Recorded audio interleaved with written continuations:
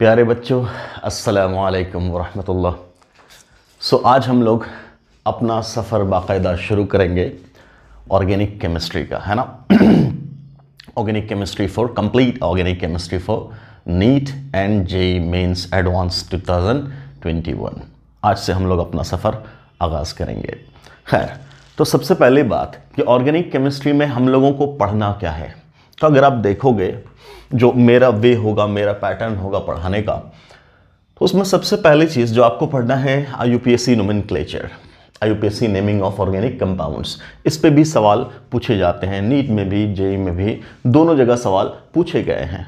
हालांकि number of questions बहुत कम है, बट हम इसे पढ़ेंगे और मैं इसे नाम देता हूं इंट्रोडक्शन टू ऑर्गेनिक कंपाउंड्स, है ना। जैसे मैंने आपसे बोला था कि जब भी हम इंट्रोड्यूस करते हैं अपने आप को तो सबसे पहले अपना नाम बताते हैं। ऐसे ही हम लोग ऑर्गेनिक कंपाउंड से इंट्रोड्यूस होंगे तो सबसे पहले उनका नाम पहचानेंगे कि साहब उसका नाम क्या है, या कोई कंपाउंड है उसका नाम लिखना कैसे शुरू करेंगे हम लोग। खैर, इंट्रोडक्शन के बाद फिर उसके बिहेवियर की बात करेंगे। तो एक बिहेवियर होगा isomerism. So our next topic will be isomerism, कि कंपाउंड्स का सेम मॉलिक्यूलर फॉर्मूला होने के बावजूद भी, मॉलिक्यूलर फॉर्मूला देख करके लग रहा है कंपाउंड तो दोनों सेम है, बट उनका बिहेवियर चेंज हो जाएगा। वो कैसे होगा, ये इस टॉपिक के कंप्लीशन के बाद हम लोग स्टार्ट करेंगे आइसोमेरिज्म। यहां से खूब सवाल आते हैं, और सिर्फ यहां से इंडिपेंडेंट सवाल की बात नहीं है, इससे रिलेटेड सवाल आगे भी आ जाएंगे। जैसे सवाल होगा रिएक्शन मैकेनिज्म का और मिला करके पूछ देगा आइसोमेरिज्म। क्लियर है। तो ये इंडिपेंडेंटली भी इस पे सवाल आते हैं और डिपेंडेंट सवाल तो आते ही आते हैं। और रिसेंट में पिछले 10 साल में आइसोमेरिज्म रिलेटेड सवाल, आइसोमर्स रिलेटेड सवाल पूछने का ट्रेंड खास के IIT में बहुत ज्यादा बढ़ गया है ना। नेक्स्ट टॉपिक, आइसोमेरिज्म कंप्लीट करने के बाद अपना नेक्स्ट टॉपिक होगा जनरल ऑर्गेनिक केमिस्ट्री, GOC जिसे हम लोग जानते हैं। Most interesting part of organic chemistry that is GOC। Basically मैं ये कहता हूं कि ऑर्गेनिक केमिस्ट्री की शुरुआत के बिहेवियर क्या क्या होंगे, कैसे किसी भी सब्सटेंस का अगर आपको रिएक्शन चेक करना है कि साहब ये कैसे कैसे बिहेव करेगा, कैसे रिएक्शन करेगा, कैसा इसका रुख होगा किसी भी रिएजेंट के सामने, तो वो कहां से पता चलेगा, GOC से। ये कुछ बेसिक कॉन्सेप्ट्स हैं जिसकी बेसिस पे ही हम लोग कंप्लीट ऑर्गेनिक केमिस्ट्री पढ़ते हैं, रिएक्शंस को डिसाइड करते हैं कि कौन सा रिएक्शन होना चाहिए। क्लियर है। वो कहां से डिसाइड होगा, इस प्रिंसिपल से, इस पार्ट से, ऑर्गेनिक केमिस्ट्री के इस पार्ट से। So this is the very very very important topic. यहां से भी इंडिपेंडेंट सवाल लगते हैं, डायरेक्टली सवाल पूछ दिया जाता है यहां से, और इसके ऊपर ही ये डिपेंड करता है। अगर आपने ये नहीं पढ़ा तो ये सवाल ही नहीं है समझने का। क्लियर है। तो इसके भी डिपेंडेंट सवाल, इंडिपेंडेंट सवाल, इसके भी डिपेंडेंट सवाल, इंडिपेंडेंट सवाल, और तब शुरू होती है असल में organic chemistry, that is reaction mechanism. Fundamental concepts क्या लगेंगे ऑर्गेनिक केमिस्ट्री में, those are studied in the topic general organic chemistry. और इन सारे कॉन्सेप्ट्स को इकट्ठा अप्लाई करने का जो आपका टॉपिक है दैट इज रिएक्शन मैकेनिज्म। इसी रिएक्शन मैकेनिज्म में कंप्लीट ऑर्गेनिक केमिस्ट्री हम लोग स्टडी करेंगे। ऐसा नहीं कि हम लोग चैप्टर वाइज पढ़ेंगे, हाइड्रोकार्बन पढ़ रहे हैं, अल्काइल हैलाइड पढ़ रहे हैं, ऐसा नहीं। हम लोग सारे रिएक्शंस को मैकेनिज्म के अकॉर्डिंग अपना हेडलाइन होगा, जैसे हम लोग हेडलाइन लिखें hydrocarbon, reactions of hydrocarbon, reactions of alkane, reactions of alkyne, reactions of alkyne, reactions of aromatic substances, ऐसा भी हेडिंग बना सकते हैं। क्लियर। बट हम क्या करेंगे, हमारा हेडिंग होगा क्या, रिएक्शन मैकेनिज्म। अब हम लोग बोलेंगे कि साहब reactions following free radical mechanism, reactions following electrophilic addition mechanism, reactions following electrophilic substitution mechanism, reactions following nucleophilic substitution mechanism। Clear है। तो मैकेनिज्म को हेडिंग बना करके उसके अंडर हम लोग चीजें पढ़ेंगे। क्लियर है। इससे फायदा क्या होगा, इससे फायदा यह होगा कि एक ही रिएक्शंस को 25 बार पढ़ने की जरूरत नहीं है, एक टाइप के जितने रिएक्शंस हैं उनको हम लोग समराइज करेंगे। क्लियर। ठीक। ये कंप्लीट होने के बाद आपका ऑर्गेनिक केमिस्ट्री 98 या 99% कंप्लीट। क्यों? क्योंकि फिर मैं जैसे आपको चैप्टर वाइज बताऊंगा तो आपको पता चलेगा जो भी मैं टॉपिक बोलूंगा आप इन सब के अंडर पढ़ चुके होंगे। ये रिएक्शन हो गया, ये रिएक्शन हो गया, ये रिएक्शन हो गया, ये रिएक्शन हो गया, ऑलमोस्ट 2-3% मैक्सिमम बचेगा। क्लियर है। उसको हम लोग हेडिंग वाइज करेंगे, चैप्टर के हेडिंग वाइज करेंगे। देन बायोमोलिक्यूल, इसके भी मैक्सिमम पार्ट हम लोग यही डिस्कस कर चुके होंगे। ठीक। जो थोड़ा बहुत पार्ट बचेगा उसको हम लोग यहां स्टडी करेंगे चैप्टर के अंदर। पॉलीमर पॉलीमर में भी जो मैकेनिज्म है वो डिस्कस हो जाएगा पहले ही, है ना। फ्री रेडिकल मैकेनिज्म करोगे आप, ठीक, या आयनिक मैकेनिज्म करोगे, दोनों ही हम लोग मैकेनिज्म पार्ट में डिस्कस कर चुके होंगे। और फिर पॉलीमर अपना 1 दिन का लेक्चर बनेगा या मैक्सिमम 2 दिन का लेक्चर बनेगा। क्लियर है?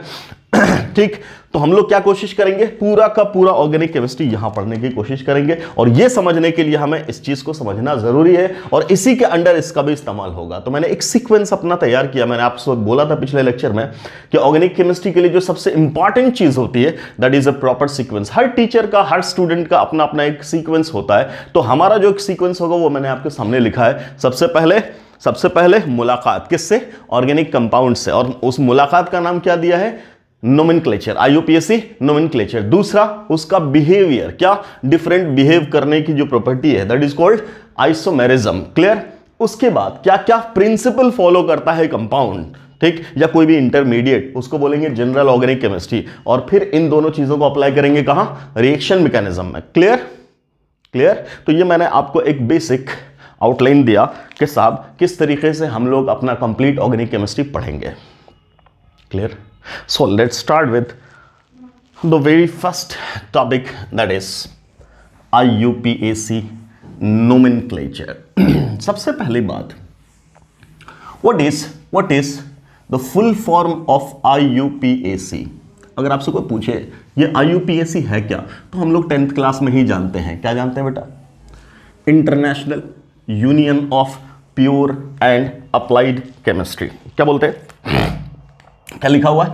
IUPAC, ये बोला, ठीक। अपना टॉपिक क्या है? IUPAC naming. किसका नेमिंग? ऑर्गेनिक कंपाउंड का। IUPAC नेमिंग किसका? Of organic compounds.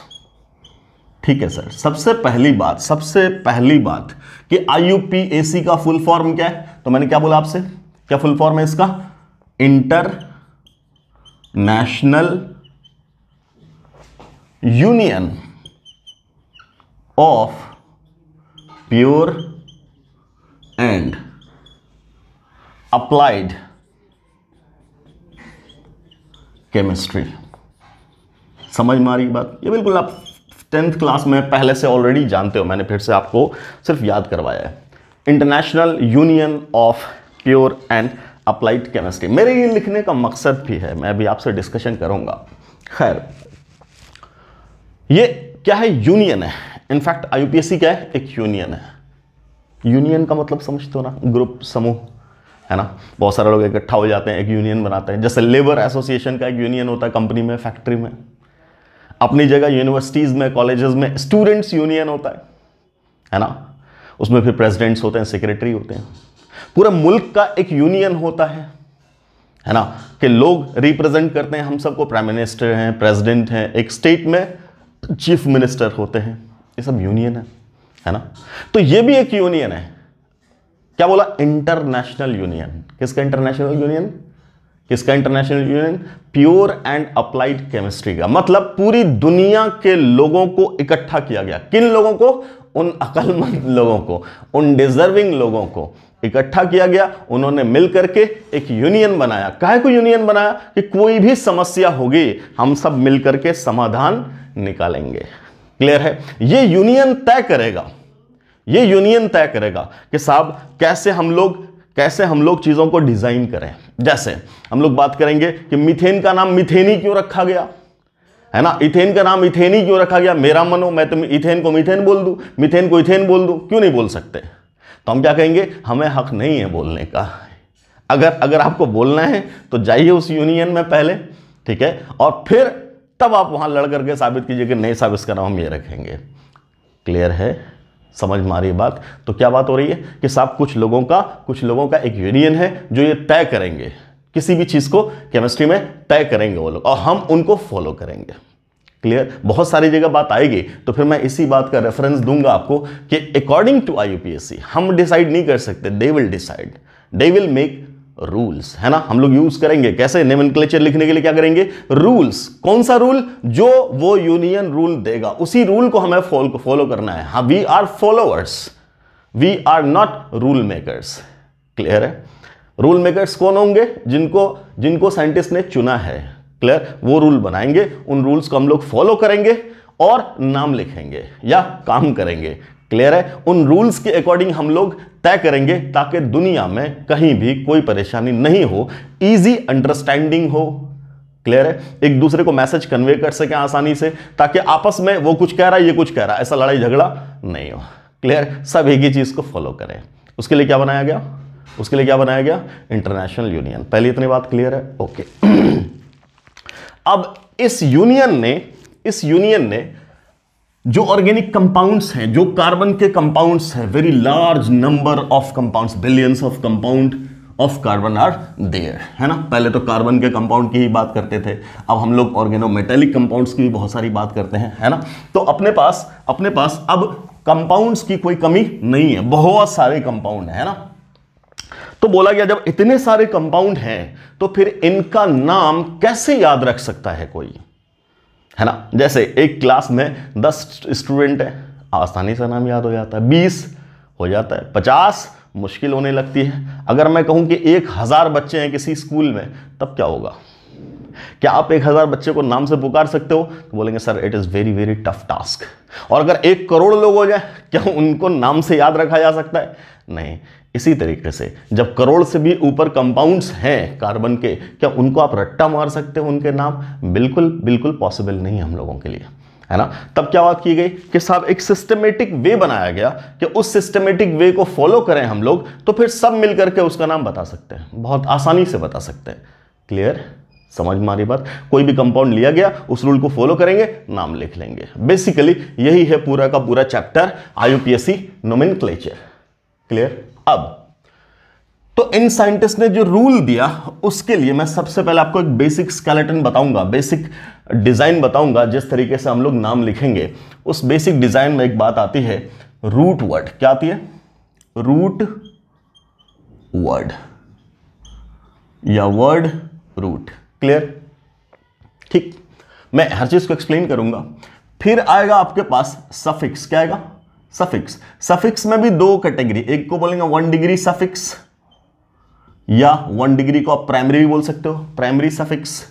इसके बाद आएगा सेकेंडरी सफिक्स। क्लियर है। तो मैंने क्या लिखा? रूट वर्ड, फिर क्या लिखा? प्राइमरी सफिक्स, फिर क्या लिखा? Secondary suffix. अब इससे पहले आएगा प्रीफिक्स। क्या आएगा? प्रीफिक्स। कितने प्रीफिक्स? फिर से 2। एक को बोलेंगे प्राइमरी प्रीफिक्स और एक को बोलेंगे सेकेंडरी प्रीफिक्स। ये हुआ कंप्लीट। क्या हुआ? Complete structure. काय का? नाम लिखने का। कंप्लीट फॉर्मूला बोलो, स्ट्रक्चर बोलो, पैटर्न बोलो, वे बोलो, जो बोलो। क्लियर है। तो इस तरीके से हम लोग, अगर आपको एक एक बात इसमें से नॉलेज है, इंफॉर्मेशन है, समझ गए आप, तो फिर आप किसी भी कंपाउंड का नाम बहुत आसानी से लिख सकते हो। क्लियर। क्या करना है? रूट वर्ड पहचानना है, फिर प्राइमरी सफिक्स, फिर सेकेंडरी सफिक्स, और अगर कोई ब्रांचिंग वगैरह है तो फिर देखेंगे प्रीफिक्स, प्राइमरी और सेकेंडरी। ठीक। अब फिर एक एक चीज को हम लोग स्टडी करेंगे क्या है। देखो, सबसे पहली बात दैट इज रूट वर्ड। सबसे पहली चीज क्या है? Root word. ये रूट वर्ड क्या बताएगा सर? तो रूट वर्ड आपको बताएगा कि किसी भी कंपाउंड में, कोई भी कंपाउंड आपने लिया, उसमें टोटल नंबर ऑफ कार्बन कितने हैं। क्या बताएगा? टोटल नंबर ऑफ कार्बन कितने हैं। किसमें? पेरेंट चेन में। एक पेरेंट चेन हम लोग सेलेक्ट करेंगे, उस पेरेंट चेन में total number of carbon atoms कितने हैं। सो इट विल डिसाइड या it will give information about total number of carbon atoms in the principal carbon chain या पेरेंट चेन, जो बोलो, principal carbon chain, PCC। Clear. क्या बताएगा? Root word क्या बताएगा? रूट वर्ड क्या बताएगा कि प्रिंसिपल कार्बन चेन में कितने कार्बन एटम्स हैं। जैसे अगर आपने, मैं बात कर रहा हूं, आपने 10th अगर पढ़ा है, तो मैंने एक सिंपल एग्जांपल लिया, मैं एक सिंपल एग्जांपल ले रहा हूं आपके सामने। Let the compound is like this 1 2 3 4 5 6, और यहां लगा दिया मैंने एक कार्बन। मैं आपसे कहूंगा, चूंकि आपको कुछ ना कुछ तो आइडिया है, तो मैं आपसे क्या कह रहा हूं? बिल्कुल बेसिक, बिल्कुल 10th लेवल। मैंने आपसे वादा किया 10th लेवल। अब मैं कह रहा हूं सिलेक्शन ऑफ पेरेंट चेन, वो भी मैं अभी आपको बताऊंगा। खैर, तो सिलेक्शन ऑफ पेरेंट चेन, तो आप बोलोगे सर ये वाला, है ना। किसको बोलते हैं पेरेंट चेन, जिसमें maximum number of carbon atom आएंगे हम लोग, ठीक। खैर ये वाला, अगर ये वाला पेरेंट चेन है तो इसमें कार्बन एटम कितने, 1 2 3 4 5 6। अगर हम यहां से यहां तक लेते तो 1 2 3 4, अगर यहां से यहां तक लेते तो 1 2 3 4 5। तो हमने किसको चुना, स्ट्रेट वाला। कितने कार्बन, 6। तो ये रूट वर्ड डिसाइड करेगा। चूंकि 6 है हम फौरन लगाएंगे हेक्स। अगर यहीं पे होता हेप्ट तब बोलते तो 7 है, अगर बोलते पेंट तब बोलते 5 है, अगर बोलते क्या ब्यूट तब बोलते 4 है। क्लियर, क्या होगा, that will be decided by root word. समझ में आ रही बात, मैं लिखूंगा सबके लिए रूट वर्ड क्या है, इथ मिथ प्रॉप ब्यूट, वो तो जानते ही आप, बट मैं फिर भी लिखूंगा। क्लियर है, क्लियर। रूट वर्ड क्या डिसाइड करेगा, total number of carbon atoms in the parent chain. Okay sir. Primary suffix क्या डिसाइड करेगा, ये क्या डिसाइड करेगा, ये डिसाइड करेगा कि आपका जो पेरेंट चेन है, इस पेरेंट चेन में कार्बन और कार्बन के बीच में डबल बॉन्ड है या ट्रिपल बॉन्ड है या सिंगल बॉन्ड है।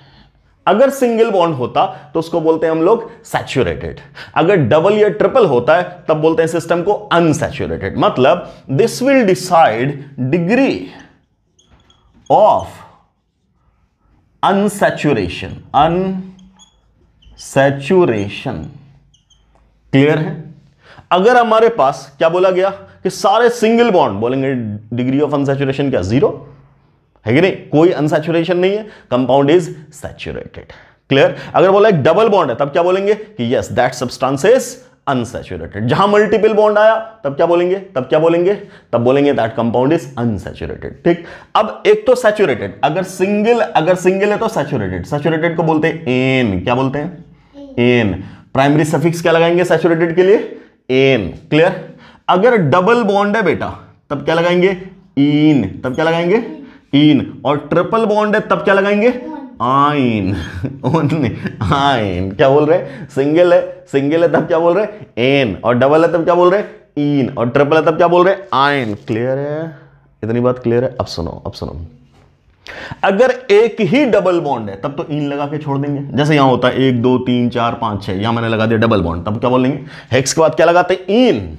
क्लियर। लेकिन अगर 2 डबल बॉन्ड होता, एक से ज्यादा होता तब लिखते ना। अगर मान लो 2 double bond, if we have 2 double bonds, तब क्या बोलेंगे, इसके पहले क्या लगा देंगे, डाई। क्या लगा देंगे, डाई। और आगे क्या रहेगा, इन।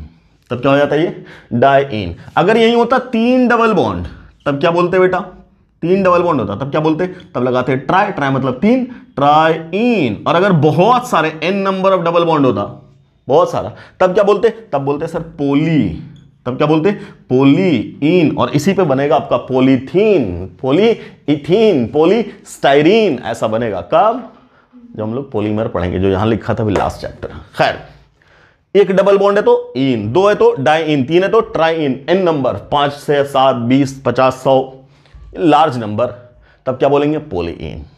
Clear. Okay. Now single triple bond yne, 2 triple bond again die आइन, 3 के लिए ट्राई आइन, 4 के लिए टेट्रा आइन, 5 के लिए pentyne, and so on n number, तब क्या बोलेंगे, पोली आइन। क्या बोलेंगे, पोली आइन। क्लियर है। सिंगल बॉन्ड है, कितना भी सिंगल बॉन्ड हो एन ही कहलाएगा। क्या इतनी बात क्लियर है, क्लियर है। तो आपको क्या पता चलेगा, प्राइमरी सफिक्स क्या बताएगा कि आपके पास अल्केन है, अल्कीन है, अल्काइन है, पेरेंट चेन में सारे सिंगल बॉन्ड है, या कोई डबल बॉन्ड है, या कोई ट्रिपल बॉन्ड है। क्लियर। फिर हम ये भी करेंगे कि एक से ज्यादा मल्टीपल बॉन्ड तो दिखाया, फिर हम मिक्स करके दिखाएंगे क्या, कि साहब उसके अंदर डबल बॉन्ड भी है, ट्रिपल बॉन्ड भी है, तो लाएंगे ना रूल, फिर पढ़ेंगे हम लोग कि साहब इन आइन लिखेंगे। खैर वो बाद में। क्या इतना समझ में आया, ओके। नाउ अब हम कह रहे हैं आपसे secondary suffix, we have secondary suffix. Secondary suffix किसके लिए इस्तेमाल किया जाता, for functional groups, for example कौन, अल्डिहाइड है ना, कीटोन है ना, कार्बोक्सिलिक एसिड है ना, अमाइड, एक्सेट्रा एक्सेट्रा। इनके लिए बहुत सारे है ना, लिखेंगे हम लोग, सब लिखेंगे। तो क्या बोला यार, इनके लिए क्या लगाया जाएगा, सेकेंडरी सफिक्स। अगर आपके कंपाउंड में सिर्फ हाइड्रोकार्बन है, सेकेंडरी सफिक्स खत्म। क्लियर, ठीक है। तो क्या बोला यार, सेकेंडरी सफिक्स किसके लिए, किसके लिए? फंक्शनल ग्रुप के लिए। ठीक, समझ में आ रही बात? अब फंक्शनल ग्रुप अलग अलग, तो उसके लिए सेकेंडरी सफिक्स की हम पूरी लिस्ट बना के देंगे आप लोगों को जब हम आगे बढ़ेंगे तब। अभी जैसे सिंपल, अगर मैं अल्डिहाइड बोल रहा हूं तो अल्डिहाइड के लिए लग जाएगा अल, अगर कीटोन होता तब लग जाता ओन, अगर कार्बोक्सिलिक एसिड है तब बोल देंगे सर ओइक एसिड, है ना। अमाइड के लिए अमाइड लगा देते हैं। क्लियर है? समझ में आ रही बात? कोई दिक्कत? एसिड हैलाइड ले लें, क्या बना देंगे? Oil chloride, oil halide. Clear है? ईस्टर होता बोल देते O8 एंड सो ऑन। इतनी बात क्लियर है बेटा? क्या इतनी बात क्लियर है? मान लो मैं आपको समझाने के लिए ये बोल दिया कि साहब चलो यहां लगा दिया मैंने CHO, क्या लगा दिया? CHO, अल्डिहाइड हो गया। क्या हो गया? अल्डिहाइड। अब क्या बोलोगे? यहाँ 1 2 3 4 5 6 कार्बन तो हो गया, तो 6 कार्बन के लिए क्या बोले थे? हेक्स। कहीं कोई डबल बॉन्ड नहीं है, कार्बन कार्बन डबल बॉन्ड कोई नहीं है, तो क्या लगाते तुम? ये तो रूट वर्ड हुआ ना, आगे क्या लगाते? बोलो आगे क्या लगाते? एन। क्या लगाते? एन। क्लियर? अच्छा, अब क्या बोला? अल्डिहाइड है, तब क्या लगा देते? सेकेंडरी सफिक्स में तब लगा देते अल, ये वाला ई खत्म कर देते, है ना, वोवेल वाला। ठीक, अब बोलो, अब एक कार्बन यहां भी दिख रहा है तो इसके लिए हम लोग प्रीफिक्स लगाएंगे, तो यहां आ रहे प्रीफिक्स में, यहां क्या आ रहे? प्रीफिक्स में। ठीक, अब प्रीफिक्स की बात कर लो। देखो प्रीफिक्स में बात कर रहे हैं, दो टाइप का प्रीफिक्स है। एक प्रीफिक्स आपका क्या है? ब्रांचिंग के बारे में बताता है। एक प्रीफिक्स क्या है? टाइप ऑफ पेरेंट चेन बताता है। ये क्या बताएगा? प्राइमरी प्रीफिक्स क्या बताएगा? टाइप ऑफ पेरेंट चेन या प्रिंसिपल कार्बन चेन, जो बोल दो। कैसा प्रिंसिपल कार्बन चेन है वैसा प्राइमरी प्रीफिक्स आएगा। क्लियर? अगर ओपन है, अगर ऐसा सीधा बिल्कुल क्लियर ओपन स्ट्रक्चर है, ओपन स्ट्रक्चर है, तब ओपन स्ट्रक्चर, सॉरी, अगर ओपन चेन है, ओपन चेन है, तब कोई प्राइमरी प्रीफिक्स नहीं दिया जाता। अगर साइक्लिक चेन है, अगर साइक्लिक है, मान लो ऐसा 3 कार्बन का, ऐसा 4 कार्बन का, तब क्या बोलेंगे? साइक्लिक। तब आता हम लोगों का साइक्लो। तब क्या आता? साइक्लो। 2 रिंग जुड़ा हुआ है, 2 रिंग जुड़ा हुआ है, तो एक में इस्तेमाल करेंगे बाइसाइक्लो और एक में इस्तेमाल करेंगे स्पाइरो। एक में क्या इस्तेमाल करेंगे? बाइसाइक्लो, दूसरे में क्या इस्तेमाल करेंगे? स्पाइरो। जैसे ये प्रोपेन ऐसे और साइक्लोप्रोपेन अगला, तब इसको बोलते हैं स्पाइरो। क्या बोलते हैं? स्पाइरो। और यही ऐसे जुड़ जाए तब क्या बोलेंगे? तब बोलेंगे इसको बाइसाइक्लो। क्या बोलेंगे? बाइसाइक्लो। मैं बताऊंगा, मैं अलग से लाऊंगा बाइसाइक्लो, लिखूंगा हेडिंग, लिखो naming of bicyclo compounds, naming of spiro compounds. Clear है गुरैया? ठीक है, बाइसाइक्लो एक दीवार मिलनी चाहिए। क्या दीवार मिलनी चाहिए? कम से कम 2 कार्बन होना चाहिए कॉमन दोनों रिंग में, तब बोलेंगे बाइसाइक्लो। क्लियर? स्पाइरो चोंच मिलना चाहिए। क्या मतलब है? एक सिंगल कार्बन होना चाहिए दोनों में कॉमन, तब बोलते हैं स्पाइरो। खैर अभी फिक्र नहीं करना, मैं बाद में, मैं अभी तो आउटलाइन दे रहा हूं। क्लियर? क्या बोला गया कि अगर ओपन चेन, जैसे ये ओपन चेन, कोई प्रीफिक्स, प्राइमरी प्रीफिक्स कोई नहीं। साइक्लिक चेन, साइक्लो, 2 लग गया, बाइसाइक्लो, 3 लग जाएगा, ट्राइसाइक्लो, बहुत सारा पॉलीसाइक्लो, ऐसा लग गया spiro. Clear? Clear? Okay sir. Now अब प्रीफिक्स, ये सेकेंडरी प्रीफिक्स क्या बताता है? About side chain, about side chain या ब्रांच, साइड चेन या ब्रांच, उसके बारे में बताएगा कौन? प्रीफिक्स। क्लियर? ठीक, जैसे एक कार्बन का ब्रांच है CH3, तब क्या बोल दोगे? मिथाइल। तब क्या बोल दोगे? मिथाइल। 2 कार्बन का CH2 CH3, तब बोल देंगे इथाइल। तब क्या बोल देंगे? Ethyl. Propyl, butyl, pentyl, hexyl, alkyl. In general we will use alkyl. Clear है? आगे दिखाएंगे आपको अल्कीनाइल भी होगा, अल्काइनाइल भी होगा, बहुत सारे ग्रुप होंगे, जैसे हेलोजन ग्रुप होंगे, नाइट्रो ग्रुप होंगे, नाइट्रोसो ग्रुप होंगे। ये सब हमेशा क्या बनेंगे? हमेशा प्रीफिक्स बनेंगे। ये सारी बात हम आपको बताएंगे। बट बेसिक पहला जनरल आउटलाइन क्या था? क्या था? सिंपल, बिल्कुल 10th क्लास से। क्या बोल रहा हूं मैं? रूट वर्ड पढ़ा था सर, प्राइमरी सफिक्स पढ़ा था सर, सेकेंडरी सफिक्स पढ़ा था सर। क्लियर? इतना तो पढ़ा ही था ना, इतना तो पढ़ा हुआ है ही सर। ये भी पढ़ चुके हम लोग, पढ़ चुके। यही तो अभी नया आ रहा है बाइसाइक्लो स्पाइरो। क्लियर है? उसमें भी साइक्लो आप पहले से जानते हो, ये पढ़ा होगा अपने 10th में, नहीं पढ़ा तो हम फिर शुरू करेंगे ना। क्लियर है? एक एक चीज समझ में आएगी। बट याद रखना, जब भी कहीं कोई डाउट आए, कोई लेक्चर समझ में नहीं आए, मेरे व्हाट्सएप नंबर पे एकदम फौरन कॉल करना है ना। मैंने आपको नंबर दे रखा है 7667110929, इस पे व्हाट्सएप कर देना, या फोन करना है तो 7895925011। जब भी मैं फ्री रहूंगा, है ना, आप कॉल कर देना। अगर हो सकता है मिस कॉल है, मैं आपको कोशिश करूंगा जवाब देने का। व्हाट्सएप इस नंबर पे, ठीक। या यूट्यूब पे अगर आप देख रहे हैं लेक्चर तो कोई इश्यू नहीं है ना, आप कमेंट बॉक्स में लिखिए जो भी अपने डाउट्स हैं। बट स्ट्रिक्टली ओवर स्मार्ट बनने की कोई जरूरत नहीं। मैं जितना बोल रहा हूं उतना फॉलो करना है। ये नहीं पहला लेक्चर में आए और पता चला कि मैं जो छठा लेक्चर में पढ़ाऊंगा उसको सवाल बना के तुमने छाप दिया, सर ये वाला बताना आंसर। ऐसा ऐसा ऐसा बुकराती करने की जरूरत नहीं है। ऐसा ओवर स्मार्ट बिल्कुल भी नहीं बनना है। यहां पे वही लोग फॉलो करेंगे जो हमारे रूल्स को फॉलो करेंगे। क्लियर है? आप भरोसा रखो, आप मेहनत करो, अपनी काबिलियत में, अपनी मेहनत में यकीन रखो, है ना, और पूरा बिल्कुल लगन से लगे रहो। इंशाल्लाह मैं सब कुछ कंप्लीट कराऊंगा। हाँ, एक यूनिट कंप्लीट हो गया, मान लो फॉर एग्जांपल, सर हमने नोमेनक्लेचर पढ़ लिया, आपने सब कुछ पढ़ा दिया, हो सकता है मैं इंसान हूं, मुझसे गलतियां हो सकती है, कोई टॉपिक छूट गया, तब आप बताओ कि सर ये वाला टॉपिक छूट गया, शायद आपने ये नहीं कराया। क्लियर है? Then I will surely entertain that. मैं आपका बहुत शुक्रगुजार रहूंगा। I will be very thankful to you कि आपने एक छोटी हुई चीज को मुझे याद दिलाया। क्लियर है? लेकिन ओवर स्मार्ट नहीं बनना है, ठीक। खैर, तो क्या बोला मैंने? मैं बिल्कुल बेसिक आउटलाइन दिया, क्या? Root word plus primary suffix plus secondary suffix, ठीक। रूट वर्ड क्या है वो बताया, क्या है कि साहब पूरा आपका पेरेंट चेन में जो जनरल, जो आपका बैकबोन कहलाता है, आपका क्या पेरेंट चेन या प्रिंसिपल कार्बन चेन, उसमें कितने कार्बन है, ठीक। उसी तरीके से प्राइमरी सफिक्स क्या बता रहा है? एन है कि इन है कि आइन है। कार्बन कार्बन के बीच में डबल बॉन्ड है कि नहीं, कार्बन ऑक्सीजन नहीं बोला मैंने, पेरेंट चेन का कार्बन के बीच में डबल बॉन्ड है कि नहीं। क्लियर? ओके। सेकेंडरी सफिक्स का मतलब फंक्शनल ग्रुप है कि नहीं, अगर फंक्शनल ग्रुप होगा उसके अकॉर्डिंग हम लिस्ट लिखाएंगे आपको। क्लियर? इसका मतलब क्या है प्राइमरी प्रीफिक्स का? कि आपका पेरेंट चेन ओपन है, साइक्लिक है, बाइसाइक्लो है, स्पाइरो है। क्लियर? उसी तरीके से सेकेंडरी प्रीफिक्स का क्या मतलब? कि आपके पेरेंट चेन से लगा हुआ कोई साइड चेन जा रहा है क्या, कोई ब्रांच जा रहा है क्या। क्लियर? अगर जा रहा है तो उसका हम लोग नाम सीखेंगे। ये था जनरल आउटलाइन। क्या इतना बिल्कुल क्रिस्टल क्लियर है? सब कुछ समझ में आएगा एक चीज, आई होप, है ना। इतनी बात, बिल्कुल इतनी सी बात जो कभी कोई बात ही नहीं हुई। क्लियर? अब हम लोग शुरू करेंगे। इसको मैं मिटा रहा हूं, मैं पॉज ले रहा हूं जरा सा, और फिर इसके बाद हम लोग शुरू करते हैं। हाँ जी बच्चों, तो अब हम लोग क्या कर रहे हैं कि ये तो लिखा था आपका, है ना, मैंने इसे मिटा दिया।